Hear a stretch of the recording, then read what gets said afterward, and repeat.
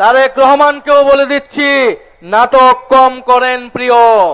প্রধানমন্ত্রীর মুখে মধু, অন্তরে ছলনা। আসল কথা হচ্ছে বিএনপি কখনোই গণতন্ত্রের পক্ষে ছিল না। তারা গণ অভ্যুত্থানে আমাদের সাথে কাঁধ মিলিয়েছিল ক্ষমতার জন্য, নিজেদের স্বার্থ হাসিলের জন্য। বরিশালবাসী আসসালামু আলাইকুম। শেরে বাংলা ফজলুল হকের বরিশাল, আমরা সে শেরে বাংলা ফজলুল হকেরই উত্তরসূরি। শেরে বাংলা ফজলুল হক এই বরিশালের সন্তান, যিনি জমিদারি প্রথার বিরুদ্ধে লড়াই সংগ্রাম করে এই বাংলার কৃষক প্রজার মুক্তি নিশ্চিত করেছিলেন, জমির অধিকার নিশ্চিত করেছিলেন। আমরা 24-এর এই তরুণ প্রজন্ম ফ্যাসিবাদী ব্যবস্থার বিরুদ্ধে লড়াই সংগ্রাম করে বাংলাদেশের নাগরিকের অধিকার নিশ্চিত করার জন্য কাজ করে যাচ্ছি। প্রিয় বরিশালবাসী, আজকে 11 দলের এই মহাসমাবেশ, আমরা অনেকগুলা বিভাগ ঘুরে ঘুরে আজকে বরিশালে জড়ো হয়েছি। সর্বশেষ আমাদের ঢাকায় মহাসমাবেশ অনুষ্ঠিত হবে। তারপরে প্রত্যেকটা জেলা, প্রত্যেকটা উপজেলায় আমাদের এই কর্মসূচি চলমান থাকবে।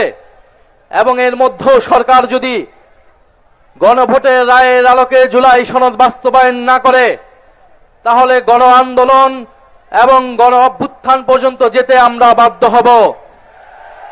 আমরা এখনো কোনো কঠোর কর্মসূচি দেই নাই, আমরা হরতাল অবরোধের মতো কর্মসূচি দেই নাই, কিন্তু যে কোনো সময় সেই ধরনের কর্মসূচি দেওয়ার জন্য আমাদের প্রস্তুতি রয়েছে। আমরা বাংলাদেশে এই মুহূর্তে এই ধরনের রাজনৈতিক কর্মসূচি দেওয়ার পক্ষে ছিলাম না, কিন্তু সরকার এবং প্রধানমন্ত্রী তারেক রহমান ক্রমশ পরিস্থিতিকে সেই দিকে ঠেলে নিয়ে যাচ্ছে। প্রধানমন্ত্রী অনেক ভালো ভালো কথা বলেন, প্রধানমন্ত্রীর মুখে মধু, অন্তরে ছলনা। কারণ আমরা দেখলাম যেই গণভোটের পক্ষে, যেই জুলাই সনদের পক্ষে তিনি হের প্রচারণা করলেন, নির্বাচনের ফলাফলের পরে 70% জনগণ গণভোটে সংস্কারের পক্ষে রায় দেওয়া সত্ত্বেও তিনি জুলাই সনদ বাস্তবায়ন করছেন না। অন্যদিকে মুখে বলে যাচ্ছেন জুলাই সনদ অক্ষরে অক্ষরে বাস্তবায়ন করব। গণ অভ্যুত্থানের সময় আমাদের একটি স্লোগান ছিল, নাটক কম করো প্রিয়। তারেক রহমানকেও বলে দিচ্ছি, নাটক কম করেন প্রিয়। বাংলাদেশের জনগণ আপনাকে ক্ষমতা দিয়েছে মানে এই নয় আপনি যা খুশি করবেন, যেরকম খুশি ছলনা প্রতারণা এদেশের জনগণের সাথে করবেন। বিএনপি গত 16 বছর গণতন্ত্রের জন্য লড়াই করেছে, কিন্তু দুঃখের বিষয় 5ই আগস্টের পর থেকে তারা গণতন্ত্রের বিপক্ষে লড়াই করে যাচ্ছে। আসল কথা হচ্ছে বিএনপি কখনোই গণতন্ত্রের পক্ষে ছিল না। তারা লড়াই করেছিল ক্ষমতার জন্য। তারা গণ অভ্যুত্থানে আমাদের সাথে কাঁধ মিলিয়েছিল ক্ষমতার জন্য, নিজেদের স্বার্থ হাসিলের জন্য। নির্বাচনের মাধ্যমে ক্ষমতা তাদের কুক্ষিগত হয়েছে। এখন তারা পরিবর্তনের কথা বলে না, এখন তারা সংস্কারের কথা বলে না, এখন তারা 31 দফার কথা বলে না, এখন তারা সংবিধান সংস্কার কমিশনের কথা বলে না, বরং এখন তারা বলছে তারা নাকি কোনোদিনই সংবিধান সংস্কারের কথা বলে নাই। অথচ তাদের 31 দফার প্রথম দফাটি হচ্ছে সংবিধান সংস্কার কমিশন গঠন করা হবে। অতএব সংবিধান সংশোধন কমিটির নামে যে প্রহসন এই জাতির সাথে করা হচ্ছে, শেখ হাসিনা এই ধরনের প্রহসন করে আজকে তার পরিণতি হয়েছে সে দিল্লিতে আছে। বিএনপি সরকারকে আমরা বলে দিতে চাই, সংবিধান সংশোধনের নামে এই ধরনের প্রহসন বাংলাদেশের জনগণ মেনে নেবে না। সংবিধান সংস্কার করতে হবে। যদি আপনারা সংস্কারেও রাজি না হন, আমরা নতুন সংবিধানের দাবি উঠাবো, আমরা নতুন গণপরিষদ নির্বাচনের দাবি উঠাবো। ফলে ভুলে গেলে চলবে না, ঐক্যমত কমিশনে আপনারা ঐক্যমত হয়েছিলেন গণভোটের পক্ষে, সংবিধান সংস্কারের পক্ষে। প্রিয় বরিশালবাসী, আমরা জানি বরিশালে কর্মসংস্থান নাই। বরিশালের মানুষ ঢাকায় গিয়ে অনেক কষ্ট করে জীবন যাপন করে। বিএনপি সরকার তাদের ইস্তিহারে বলেছিল 18 মাসে তারা 1 কোটি কর্মসংস্থান নিশ্চিত করবে। 5 মাস হয়ে গিয়েছে, কয়টি কর্মসংস্থান নিশ্চিত হয়েছে? কয়টি চাকরি নিশ্চিত হয়েছে? হয়েছে হয়েছে। চাঁদাবাজি নিশ্চিত হয়েছে কিনা?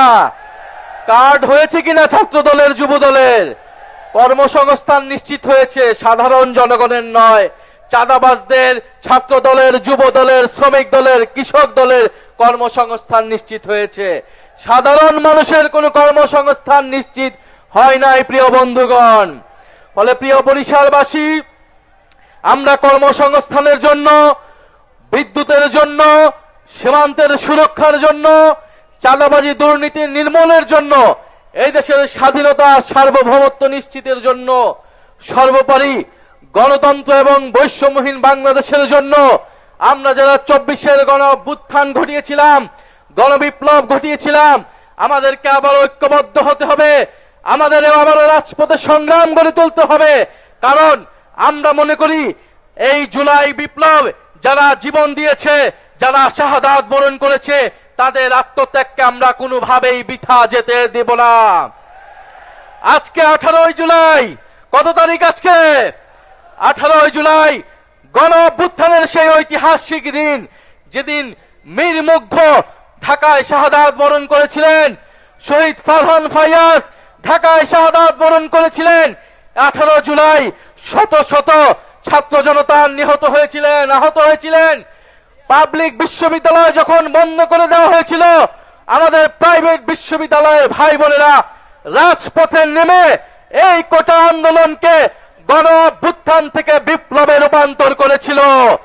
আমরা আজকের সেই সমাবেশ থেকে আমাদের সেই প্রাইভেট বিশ্ববিদ্যালয়ের শিক্ষার্থী ভাই ও বন্ধুদের যারা শহীদ হয়েছে, যারা আহত হয়েছে, তাদেরকে আমরা শ্রদ্ধা ভরে স্মরণ করছি এবং আমরা ওয়াদা করছি আমাদের এবারের লড়াই, এবারের সংগ্রামে সংস্কারের পক্ষে, বিচার নিশ্চিতের পক্ষে আমরা সেই প্রাইভেট পাবলিক মাদ্রাসার শিক্ষার্থীদের, সেই শহীদদের আত্মত্যাগকে ধারণ করে এবারে আমাদের সফলতা আমরা অর্জন করব। জুলাই সনদ বাস্তবায়ন হবে, শেখ হাসিনা সহ গণহত্যাকারীদের বিচার নিশ্চিত হবে, দেশ থেকে দুর্নীতি বিলোপ হবে, আমাদের সীমান্তের সুরক্ষা নিশ্চিত হবে, দেশের সার্বভৌমত্ব নিশ্চিত হবে। দিল্লি কিংবা কোন দেশের তাবেদারি বাংলাদেশের সরকারকে, বাংলাদেশের রাষ্ট্রকে আমরা আর কোনোদিনই করতে দেব না। বরিশালের মানুষ ঐক্যবদ্ধ হন। বরিশাল থেকে যদি গণজাগরণ তৈরি হয়, ইনশাল্লাহ বাংলাদেশের প্রতিটি পথে প্রান্তরে এই বিপ্লব ছড়িয়ে যাবে। ইনকিলাব, ইনকিলাব, এই ক্ষমতা না জনতা, ইয়া প্রশ্ন সংগ্রাম, ই দালালি না রাজা, দালালি না রাজপথ, গোলামি না আজাদি, ই তুমি কে, আমি কে, আমরা সবাই হাদি হব, এই যুগে যুগে লড়ে যাব। ইনকিলাব, ইনকিলাব।